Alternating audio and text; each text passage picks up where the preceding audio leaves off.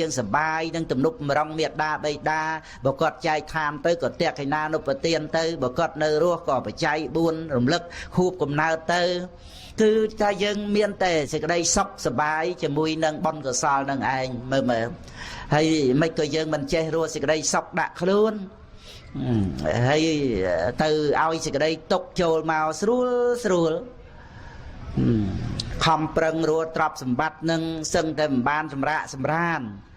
ដោយគិតថាបានទ្រព្យសម្បត្តិនឹងមកគឺមានសេចក្តីសុខមានលៀបមានយសប៉ុន្តែបណ្ដោយឲ្យសេចក្តីទុកវាចូលមកតាមរយៈបាបទៅចំណែននឹងអ្នកនេះចំណែននឹងអ្នកនោះមើលនៅពេលដែលចំណែននោះគឺកើតទុកហើយនៅពេលដែលស្អប់ទេសកម្មករស្អប់នរណាអីហ្នឹងចេះបណ្ដោយឲ្យសេចក្តីទុកចូលមកស្រួលមើលហើយក្នុងជីវិតហ្នឹងគិតថារស់សេចក្តីសុខក្រៃលែងណាស់ខំប្រឹងនឹងឯងដល់យើងគិតថាឲ្យតែមានបានលៀបយោទៅបានសុខដល់អញ្ចឹងយើងអត់មានសង្រួមវាអត់មានសង្វរៈរាំងទ្វាភ្នែកជាចំអណ្ដាតកាយចិត្តទ្វាកាយទ្វាវាចាអត់មានសង្រួមអត់មានហាមឃាត់បាបអកុសលអញ្ចឹងគឺវា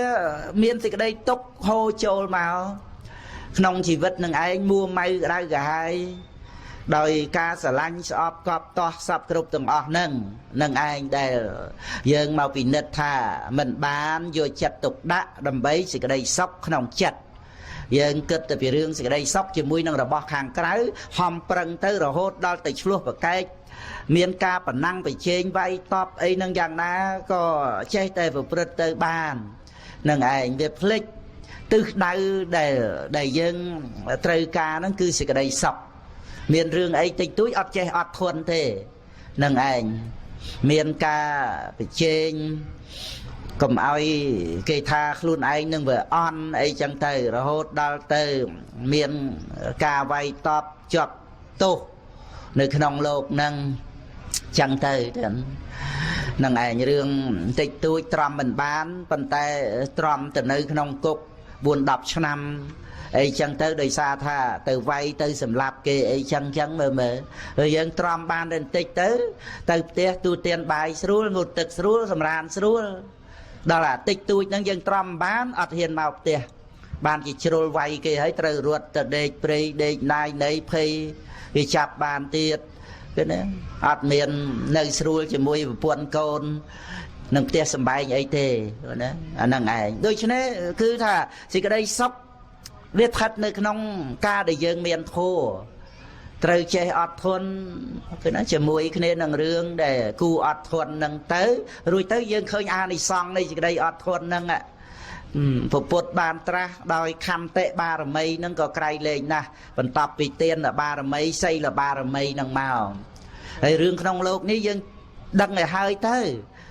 គឺវាត្រូវតែមានរឿងសម្រាប់ឲ្យយើងអត់ធន់អញ្ចឹងវាមិនអាចរឿងអ្វីនឹងចេះតែបានទៅតាមបំណងប្រាថ្នាទេហ្នឹងឯងយើងត្រូវការមិនចេះគ្រប់គ្រាន់អញ្ចឹងនោះធ្វើម៉េចឲ្យវាមានស្អីឲ្យវាស្កប់ចិត្តទៅហ្នឹងឯងវាត្រូវតែមានតោះយ៉ាងនេះតោះយ៉ាងនោះនឹងគឺត្រូវមានសេចក្តីអត់ធន់គូជាមួយនឹងមេត្តាហ្នឹងឯងគូជាមួយមេត្តាតែអត់ធន់ហាមឃាត់សេចក្តីក្រោធបានឧបត្ថម្ភដល់មេត្តាចិត្តដែលជាអតោសៈនឹងឯងឲ្យមានការចម្រើនឡើងរស់នៅយកទឹកទៅលួចភ្លើងចឹងមិនប្រតិបត្តិយកភ្លើងទៅលួចភ្លើងទេនឹងឲ្យយកទឹកទៅលួចភ្លើងណាប្រដីក្នុងជីវិតគឺចាំមេរៀននឹងអញ្ចឹងចឹងក្នុងសភាពបែបណាក៏ដោយនឹងឯងត្រូវមានសេចក្តីអត់ធន់ហើយប្រតិបត្តិយកទឹកទៅលួចភ្លើងនឹងឯងតិចទាំងខ្លួនយើងតិចទាំងអ្នក